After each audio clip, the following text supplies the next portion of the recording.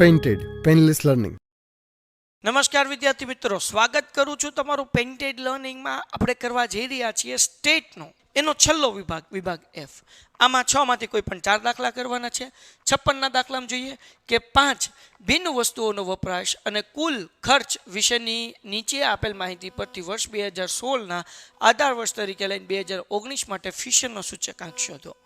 આ દાખલો ઓગસ્ટ 2020 ની અંદર પૂછાઈ ગયો છે, વર્ષ બદલી નાખ્યા હોય, બરાબર ને? હાલો, તો અહીંયા આપણને વપરાશ આપ્યું છે અને આપ્યું છે આપણને કુલ ખર્ચ. તો વપરાશ આપ્યું છે એટલે Q0 આપ્યું છે. P ગોતવાનો. કેમ ગોતવાનો?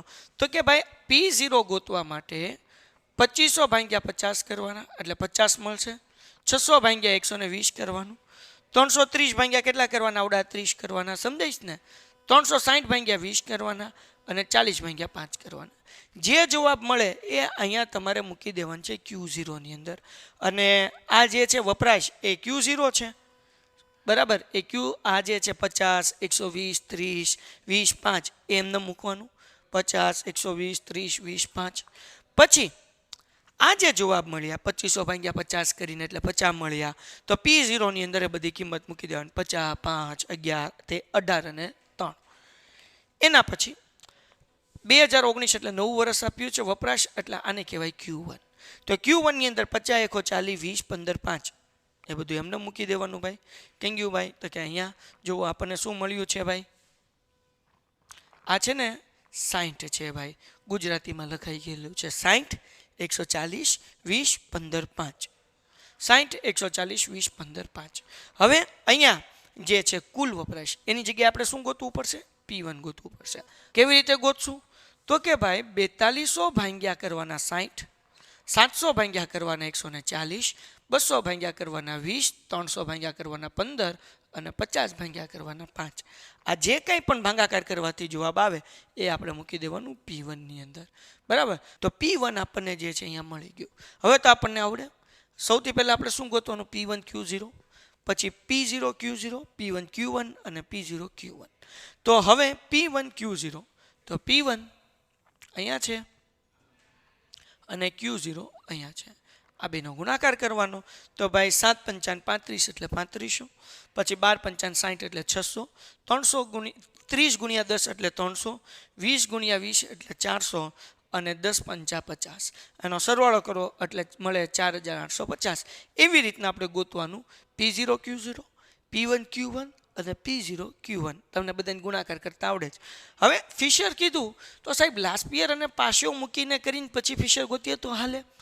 જો તમારા 100 માંથી 100 માર્ક્સ ભેગા થતા હોય તો માર્ક્સ કપાઈ જાય, બાકી હાલે. પાસ થતા હોય તો પૂરા માર્ક્સ આપી દે. માનો કે ભાઈ 2 માર્ક્સ ઘટે તો પૂરા આપી દે.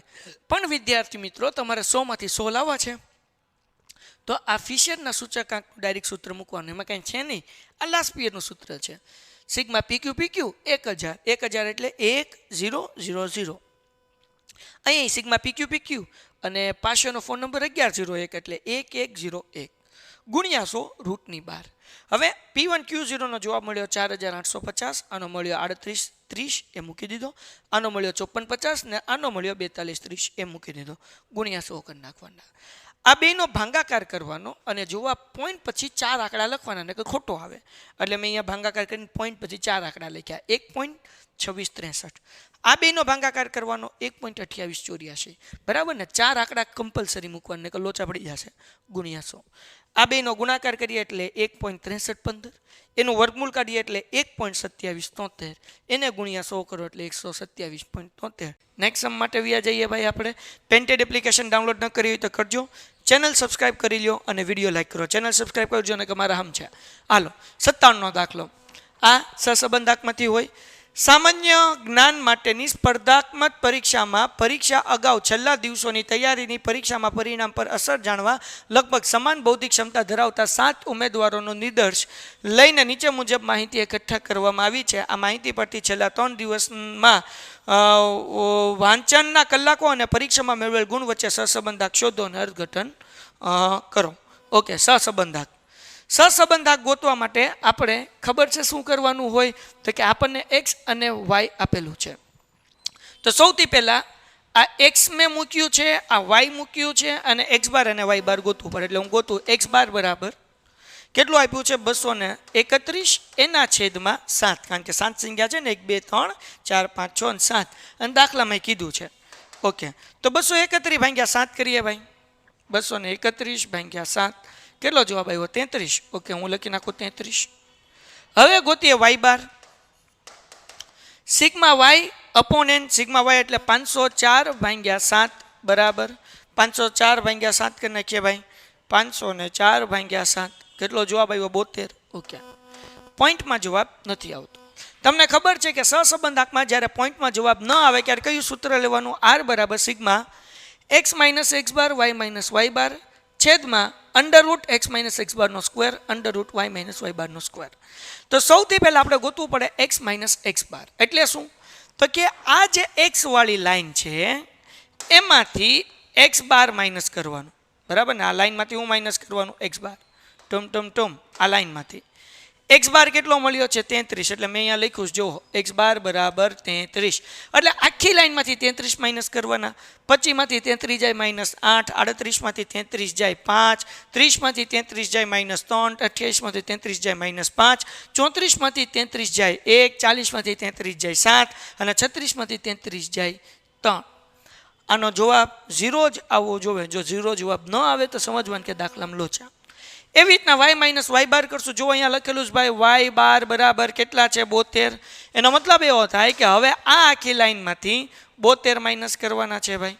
ઓકે, તો 65 માંથી 72 કરીએ એટલે -7, 75 માંથી 72 કરીએ એટલે 3, 68 માંથી 72 કરીએ એટલે -4, 70 માંથી 72 કરીએ -2, 72 માંથી 72 જાય 0, 79 માંથી 72 જાય એટલે 7 અને 75 માંથી 72 જાય એટલે 3. મૂકી દીધા. હવે કરવાનું x માઇનસ x બાર અને y માઇનસ y બાર. શું કરવાનું ભાઈ? બહુ સિમ્પલ છે, કરી દો. અહીંયા 7 8 56 આ બેનો ગુણાકાર કરવાનો. 5 તેરી 15, 4 તેરી 12, 5 દુ 10, 0 7 7 49 અને 3 તેરી 9 અને એનો સરવાળો કેટલો આવે? 151. અહીંયા શું કરવાનું છે ભાઈ? આ તમને ફટાફટ કરી દઉં ટોમ એટલે તમને એમ ન થાય કે સાહેબ લખીને ગોખીને આવે છે. જુઓ ભાઈ, ફટાફટ થવું જોઈએ. 8 નો વર્ગ 64 થાય, 5 નો 25 થાય, 3 નો 9 થાય, 5 નો 25 થાય, 1 નો 1, 7 નો 49, 3 નો 9, બધાને સરવાળો કરો એટલે 182. હવે આનો કરીએ 7 નો 49, 3 નો 9, 4 નો 16, 2 નો 4, 0, 7 નો 49 ને 3 નો 9 એનો સરવાળો કરો એટલે 136. હવે વિદ્યાર્થી મિત્રો આપણે કિંમત મૂકીએ. x માઇનસ x બાર અને y માઇનસ y બાર. આનો જવાબ 151 આવ્યો, મૂકી દીધો. આનો જવાબ 182 આવ્યો. x માઇનસ x બારનો સ્ક્વેર અંડર રૂટ મૂકી દીધો 182. y માઇનસ y બારનો સ્ક્વેર 136 આવ્યો, એ મૂકી દીધો. આ બેયનો ગુણાકાર કરીને વર્ગમૂળ કાઢવાનું. જો કેમ કરવાનું? અલાદીનનો ચિરાગ કાઢું. ટોમ બેયનો ગુણાકાર કરવાનો ભાઈ. 182 ગુણ્યા 136. જવાબ આવ્યો. લખવાનું નહીં, ડાયરેક્ટ વર્ગમૂળ કાઢવાનું. તમારી રીતે કાઢવાનામાં અલગ રીતે નીકળે એટલે એ રીતે કાઢ્યું. એટલે જવાબ કેટલો આવ્યો ભાઈ? 157.32. ડાયરેક્ટ જવાબ મૂકી દીધો. હવે ભાગાકાર કરવાનો. 151 ભાગ્યા 157.32 એટલે જવાબ કેટલો? 0.9598. આ 9 છે એટલે 95 બદલે મૂકવાનું 96. દાખલો થઈ ગયો પૂરો. એના પછી આપણને પહેલો દાખલો જે હતો પહેલા ચેપ્ટરમાંથી, બીજો અને ત્રીજો દાખલો બીજા જ ચેપ્ટરમાંથી હશે. આ ક્રમાંક સહસંબંધાંકનો દાખલો છે. એક ઇન્ટરવ્યુમાં ઉમેદવારોના દેખાવને આધારે ઇન્ટરવ્યૂ લેનાર બે વ્યક્તિઓએ તેમની નીચે મુજબ ગુણ આપે છે. તે પરથી ઇન્ટરવ્યૂ લેનાર બે વ્યક્તિઓના મૂલ્યાંકન વચ્ચે ક્રમાંક સહસંબંધાંક શોધો. અહીંયા બધી માહિતી આપી દીધી છે. આપણે શું કરવાનું છે? ક્રમ આપવાનો છે. એટલે આને કીધું RX. x ઉપરથી ક્રમ આપવાના છે.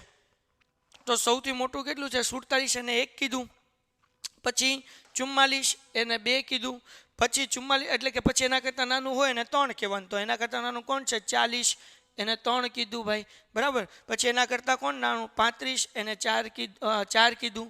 હવે જુઓ 5 અને 6 માં બે વસ્તુ છે. 28 બે વખત છે એટલે એકને મળે 5, એકને મળે 6 અને એના છેદમાં 2 એટલે 5 ને 6 11 ના છેદમાં 2 એટલે જવાબ કેટલો આવે? 5.5. એટલે જ્યાં જ્યાં 28 હતું કઈ ગયું ભાઈ? બીજું 28 અહીંયા. આ બંને જગ્યાએ આપણે મૂક્યું 5.5. હવે એવું સમજવાનું કે 5મો અને 6ઠ્ઠો બે ક્રમ આવી ગયો. હવે 7મો ક્રમ આપવાનો. તો હવે 28 કરતાં નાનું કોણ છે? 19 એને 7મો ક્રમ આપ્યો અને એના કરતાં નાનું 10 એને 8મો ક્રમ આપ્યો. હવે વિદ્યાર્થી મિત્રો આપણે વાયના ક્રમ આપીએ તો સૌથી મોટું કોણ છે? 45. તો 45 ની અંદર આપ્યો આપણે 1 નંબર.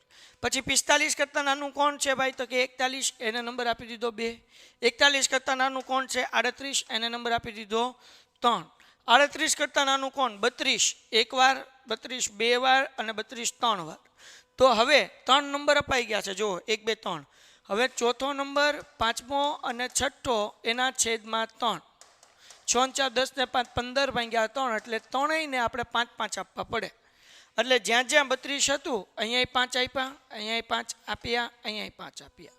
એટલે 5 4 5 6 આવી ગયા. હવે 7મો અને 8મો નંબર આપવાનો. તો 32 આવી ગયું. 32 કરતાં નાનું કોણ છે ભાઈ? 25, એને 7 નંબર આપી દો. અને એના કરતાં નાનું કોણ છે? 24, એને 8 નંબર આપી દો. હવે ડી ગોતતા તો આવડે. RX ઓછા RY બાદ બાકી કરો. 5.5 માંથી 5 જાય 0.5, 2 માંથી 1 જાય 1, 8 માંથી 1 જાય 7, 5.5 માંથી 5 જાય એટલે 0.5, 1 માંથી 2 જાય -1, 4 માંથી 5 જાય -1, 7 માંથી 8 જાય -1 અને 3 માંથી 3 જાય એટલે 0. અને આ બધાનો સરવાળો કરો એટલે 0 આવે. ડી નો જવાબ 0 જ આવવો જોઈએ. જો 0 ન આવે તો સમજવાનું આપણી દાખલામાં કઈ ભૂલ છે અને પછી એ સુધારી નાખવાની. ડન. ડી સ્ક્વેર 0.5 નો વર્ગ 0.25, 1 નો વર્ગ 1, 1 નો વર્ગ 1, 0.5 નો વર્ગ 25, -1 નો વર્ગ 1, -1 નો વર્ગ 1, -1 નો વર્ગ 1, 0 નો વર્ગ 0. આ બધાનો સરવાળો કરો એટલે 5.50. હવે આગળ વ્યા જઈએ. આપણે CF ગોતવાનું છે. પુનરાવર્તિત થતો ચલ. તો x માં કોણ થતું હતું? 28. કેટલી વખત થતું હતું? 2 વાર. એટલે કે અહીંયા m બરાબર 2. સૂત્ર છે CF નું m ઘન - m ના છેદમાં 12. m ઘન 2 નો ઘન -2 છેદમાં 12. 2 નો ઘન કેટલો થાય? 8 -2 છેદમાં 12. 8 માંથી 2 જાય એટલે 6, 6 ના છેદમાં 12. એટલે જવાબ કેટલો આવે? 0.5.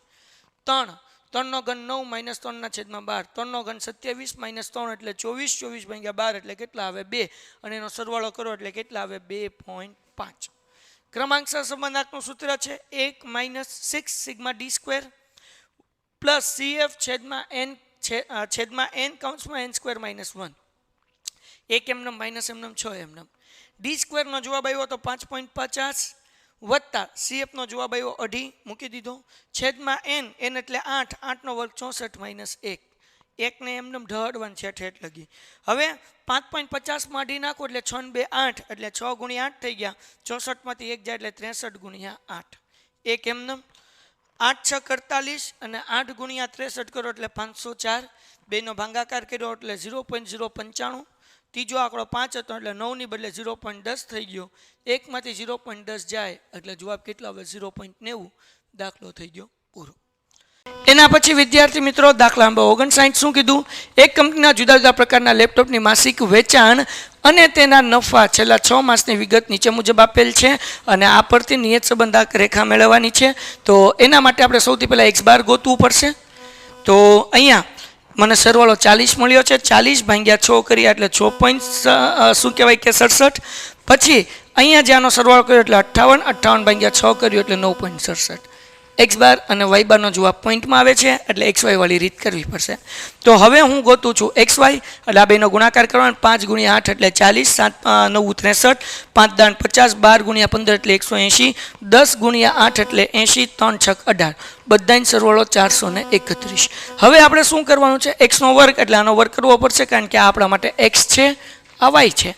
5 નો વર્ગ 25, 7 નો ઘન 50, 5 નો 25, 12 નો 144, 8 નો 64, 3 નો 9. બધાનો સરવાળો કરો એટલે 316. હવે આપણે ગોતવાનું છે y કેપ. એનું સૂત્ર છે a + bx. એના માટે પહેલા b ગોતવું પડે. b નું સૂત્ર n sigma xy - sigma x into sigma y upon n sigma x² - sigma x whole square. n એટલે 6 મૂકશું, xy 431 મૂકીશું, માઇનસ સિગ્મા x એટલે 40, સિગ્મા y એટલે 58. પછી n એટલે 6 સિગ્મા x². તો એટલે કે 316. જો અહીંયા સિગ્મા x² કેટલું મળ્યું? 316. પછી માઇનસ 40 નો વર્ગ કરી નાખવાનો કારણ કે સિગ્મા x નો હોલ સ્ક્વેર છે એટલે 40 નો વર્ગ કરવાનો. 6 ગુણ્યા 431 એટલે 2586. 40 ગુણ્યા 58 એટલે 2320. પછી 6 ગુણ્યા 316 એટલે કે 1896. 40 નો વર્ગ 1600. બાદ બાકી કરીશું. 2586 માઇનસ 2320 એટલે 266. 1896 માઇનસ 1600 એટલે જવાબ આવશે 296. બેનો ભાગાકાર કરીએ એટલે 0.8986. ત્રીજો આંકડો 8 છે એટલે 89 બદલે 90 થઈ ગયા. હવે એ ગોતવાનું છે. એનું સૂત્ર છે y બાર માઇનસ bx બાર. y બાર આપણને 9.67 અહીંયા મળેલો જ છે. x બાર આપણને 6.67 મળ્યો છે. એ બે કિંમત આપણે અહીંયા મૂકી દેશું અને b ની કિંમત 0.90. આ બેનો ગુણાકાર કરો એટલે 6.003. બેની બાદબાકી કરો એટલે જવાબ કેટલો આવે 3.667. આ આપણને એ મળ્યો છે. ડન છે. હવે આપણે શું કરવાનું છે, વાય કેપ ગોતવાનું. તો a પ્લસ બી એક્સ એ બરાબર 3.67 વત્તા બી બરાબર 0.90 એક્સ એમનમ. દાખલામાં આપણને કીધું છે કે ભાઈ એક્સ બરાબર 7 માટેની કિંમતના અનુમાન થતી ત્રુટી શોધો. કંઈ વાંધો નહીં, પહેલાં એક્સ બરાબર 7 લઈ લઈએ. એક્સ બરાબર 7 મૂક્યું છે. 0.90 ગુણ્યા 7 કરો એટલે 6.3. 3.67માં 6.3 પ્લસ કરો એટલે 6.97. ત્રુટી ગોતવાનું સૂત્ર છે Y minus Y cap. Y કેમ લેવાના?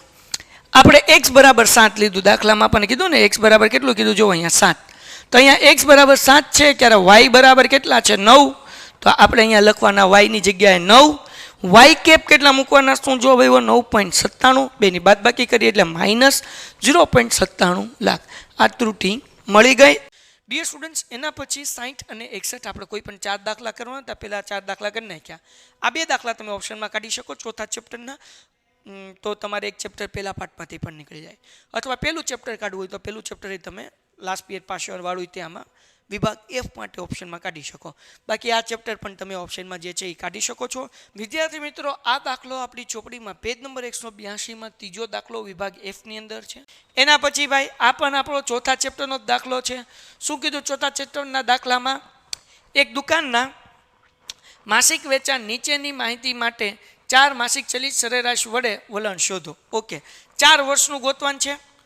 એટલે મેં લખ્યું માર્ચ, એપ્રિલ, મે, જૂન, જુલાઈ, August, September, October, November, December એ તમારે લખો ને મેં નથી લખ્યું.